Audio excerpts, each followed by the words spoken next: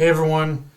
Okay, so right from the jump, I do want to talk a little bit about that preview for next week's episode, because just based on what I've seen, it's looking like Toei is potentially going to expand quite a bit more on the whole three-way battle conflict between the Navy, Blackbeard, and Hancock. Because if my memory of how this went down is correct, we weren't really shown anything of the fight itself. The manga just cut to Blackbeard holding a defeated Hancock by the scruff of her neck over top of Kobe, who is over top of Kobe. But the anime, at least from what I'm seeing in that preview, is promising a lot more. Which there's a lot more of how just showing how that fight went down. Which I'm definitely excited at the prospect that Toei seems to be getting better at understanding where they actually need to put the focus when extending or expanding upon the material.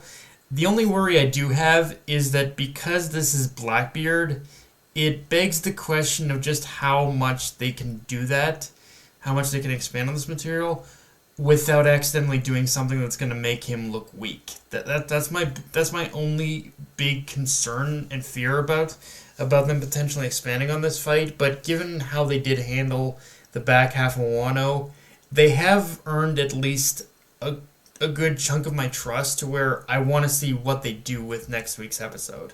And who knows, maybe I am hyping this up too much and they won't do anything yet or a whole lot of, or even a whole lot of what I'm expecting different with the content compared to the manga, with what they take from the manga and what they expand upon. But I still think that they were going to expand upon something here. I just don't. But I don't know. It just feels like this might be one of those episodes that might get more focus and spotlight on things that the manga didn't focus on. That's kind of just where my mind's at with it. Again, could be totally wrong. I'm prepared to eat my words. I got this feeling in the back of my mind with it. With that said, though, I love how the moment the episode starts, we see Jinbei learning the most valuable lesson he'll ever need to know about being part of the Straw Hats, which is never cross Nami when she's trying to beat some sense into Luffy. And I know there's a lot of people who are always annoyed by Nami, always beating on Luffy and whatnot, but truthfully, this is one of those times where I kind of side with Nami a bit, because even though it was all played. Here's the thing, and this is something I didn't really think about until revisiting it. Even though the whole moment of the Straw Hats and even Law's crew, but basically falling like Kid in order to make that big drop. The fact, one thing that does kind of rub me the wrong way looking back on this is that it's one of those things where even after, that really kind of shows that even after all this time, Luffy still gets provoked by the stupidest little things. And it really does show how his biggest weakness is how easily he can be provoked. Don't get me wrong. When it comes to being provoked about something he genuinely cares about, or something that someone he cares about, or like an enemy he's facing or whatnot, I can understand the reason for why he was provoked. But when we see Luffy actively kind of falling for Kid's petty taunts, that's where nowadays I feel Luffy does need to learn a bit of restraint. And again, I know I'm overanalyzing a scene that was clearly like played up for comedy and comedic effect, but it doesn't. But the weird truth about it is, even with those comedic moments, that doesn't mean there isn't some grain of truth hidden underneath it all. Especially when knowing what I know from the manga, this moment of Luffy engaging in falling for Kid's taunts and doing exactly what he does, that kind of feels like a slight bit of foreshadowing of what's to come. And I'm not going to spoil anything, but let's just say it is one of those things that feels like it is drawing attention to Luffy's ability to be provoked a bit too much. On the other side of this coin, though, the Straw Hats learn of their new bounties. Learn that their new bounties have already been released. But with that also comes official recognition that Luffy is not only one of the new emperors, but also that the other Straw Hats are now recognized as his commanders. And yeah, that's obviously another piece being laid on the board for when the time comes for the Straw Hat Grand Fleet to come back into play. And honestly, I think I'm starting to see that when we will see it again, it is going to be one of those things where it's going to be the Straw Hat Grand Fleet versus Blackbeard's fleet. That's where I think it's going to come into play the most. And honestly, I think the earliest we may expect that is the case when we do get the big, probably what I assume is going to be the final fight against Blackbeard, because Blackbeard is basically what pretty much what Shiki what the Golden Lion Shiki was to Roger. So like Blackbeard is Luffy's like Shiki pretty much, Shiki the Gold Lion. And so that means we probably I think we might see a little bit of Luffy and the Grand Fleet fighting together even a little bit before that, or that at least them reuniting and getting together. But I think it'll all come back into play mostly when the fight with Blackbeard comes into play. I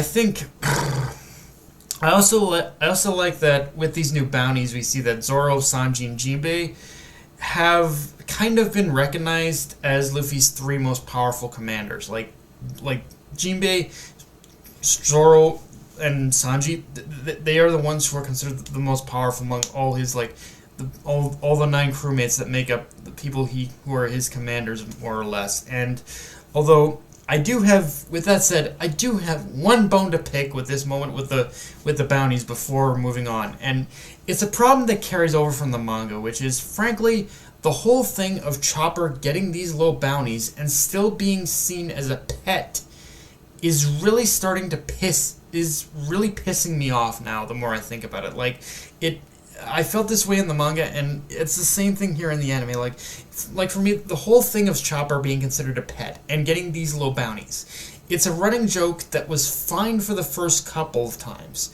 but now after what the Straw Hats just went through, it's really getting old and really feels like it's insulting Chopper at this point. Like Chopper's bounty, genuinely, for me personally, Chopper's bounty at this point should be anywhere from 50 to 100 million berries. I do not give a fuck what Oda's reasoning is. That, the fact that he's kept Chopper the way he is a fucking insult in my opinion. This is the one thing, I don't get mad at Oda a lot, but this is the one thing I'm genuinely mad at him for. Seriously, Oda, give Chopper the goddamn respect he deserves already. It's getting old. Seriously. I'm sorry, but okay. Long-winded rant about the Straw Hats out of the way. Obviously, we also touched base with Cross Guild in this episode, and where we learned that, of course, being Buggy, Crocodile, and Mihawk were of course being Buggy, Crocodile, and Mihawk, and it's through that whole reintroduction to them where we pretty much learned that what was obvious from the jump. The only reason Buggy was recognized as the leader of Cross Guild and made an emperor is because of his placement on the promotional poster. And I guess if you want to make an argument, all the other stuff that Brand New had talked about in terms of what makes Buggy infamous, I guess. But at the end, it is kind of thanks to those cultish prisoners that became part of his crew that he is recognized as Cross Guild's leader and an emperor. But when Cross Guild itself was just originally founded by Mihawk and Crocodile teaming up after the abolition of the warlords, and Buggy's just indebted to. Ultimately, Buggy himself is just along for the ride because Buggy is indebted to them, but more specifically Crocodile, for swindling him out of money he owes. Which right out of the gate, from what I understand, that's an anime only scene, but it's good. It's good filler to kind of show just what it is, what it was the reasoning that he joined them. But I also gotta say, Buggy, my dude, my man, mi amigo, are you kidding me? You actually tried to swindle Crocodile out of money. Are you this didn't work out? If you remember, Caesar tried to do this same shit with Big Mom, tried to swindle her out of money, and it didn't work out so well. So Buggy, what made you think you could swindle Crocodile out of money? Seriously, what the fuck?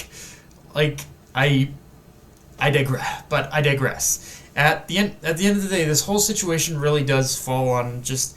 But I guess at the end of the day, you could really say this whole situation kind of just also falls on just how absolutely stupid the Navy is. Like, Brand New might as well be Buggy's hype man at this point with how he keeps filleting his ego and just building him up in the way he is, when really he's nothing special at all. But like at the same, but then again, as people have pointed out, when it comes to Buggy, like the man has both simultaneously the best luck and the worst luck imaginable, and because of that, it's like it just makes you wonder what exactly is Oda building Buggy up for, because the way what Oda does, what the series and what Oda does with this man sometimes really makes me say that he's almost going to be the one to find the One Piece, but I know that's not going to, like, we know that's probably not going to be the case realistically, but it's like just it makes you wonder just if that is in fact going to be the case, because the man just stumbles into bullshit at this point.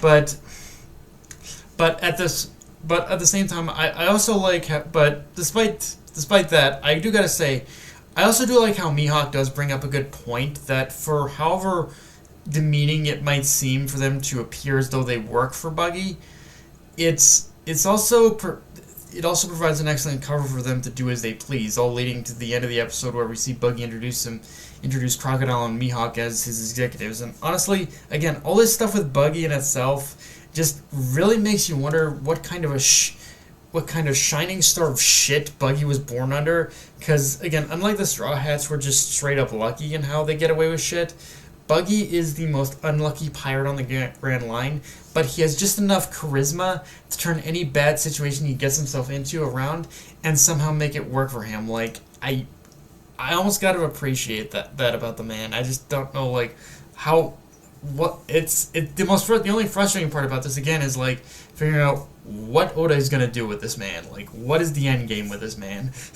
But I guess that's all part of the fun and mystery with Buggy. But yeah, guys, that's pretty much all I got for this review. If you enjoyed the video, like, comment, subscribe, follow me on Twitter, and on this Crunchyroll, be sure to notification bell, hit the subscribe button, and just share the video around, guys. Dark Knight of Anime, signing off. Later, everyone.